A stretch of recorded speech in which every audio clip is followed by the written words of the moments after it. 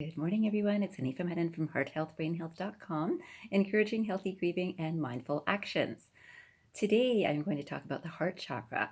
And the heart chakra is basically just right in the middle of the nipple line, they'll say. So this is right central in our chest, and this space is about some of my favorite experiences. So this is the space from which compassion comes from which peace comes from.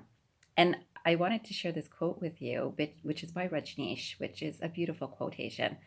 He says, "Remember the emphasis on the heart. The mind lives in doubt and the heart lives in trust.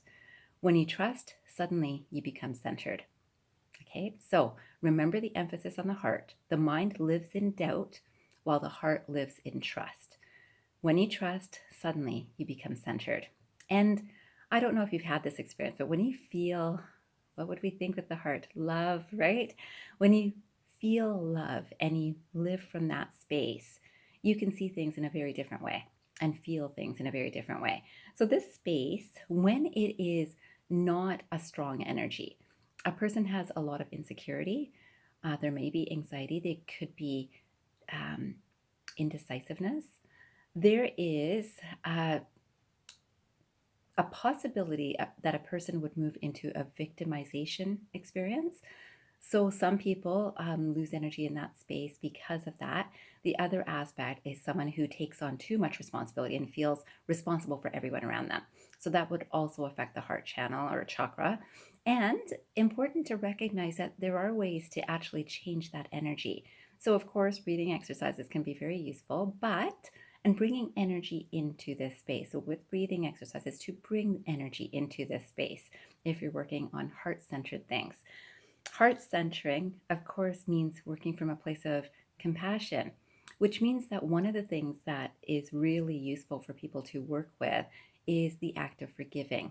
So oftentimes it's forgiving old wounds, and often those old wounds would be relationships or family.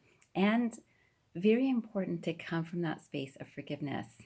And that is a very powerful way of healing this area.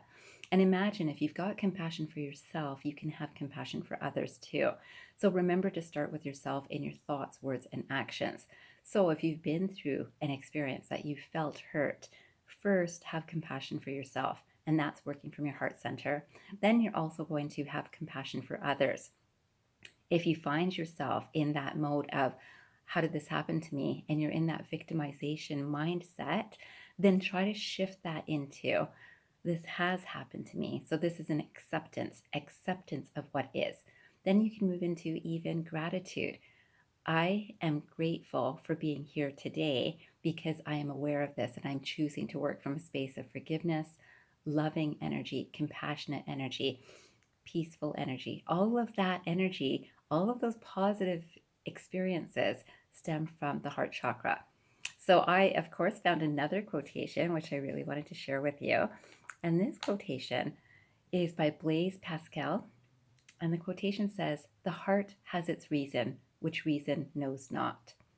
The heart has its reason, which reason knows not.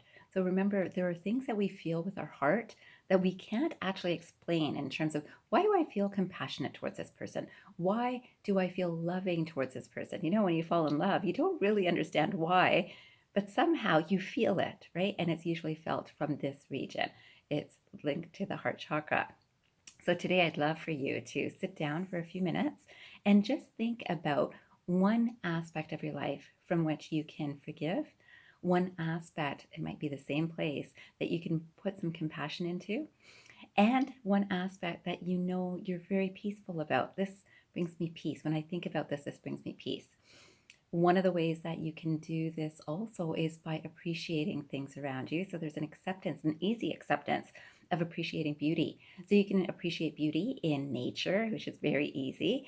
You can appreciate beauty in people.